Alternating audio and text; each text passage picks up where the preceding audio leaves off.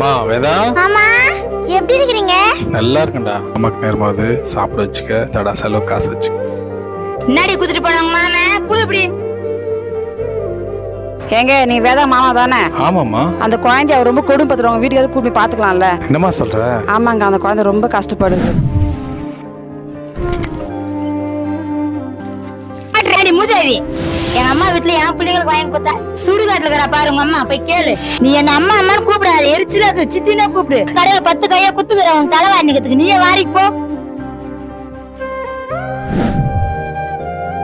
இது எனக்கு சாப்பாடு. சோறு இருக்குது, குழம்பு இல்ல, போய் கஞ்சி ஊத்தினு குடி. அவ பண்ற கொடுமை எங்களாலே பார்க்க முடியல. உங்க வீட்டுக்காவது கூப்பிட்டு போங்க. இங்க சித்தி குடும்பம்னா அங்க அத்தை குடும்பமா. என் தங்கச்சி தவமாய் தவமிருந்து பெத்த புள்ள இன்னைக்கு தவிக்குது. ஒரு மாமனா என்னால ஒன்றும் பண்ண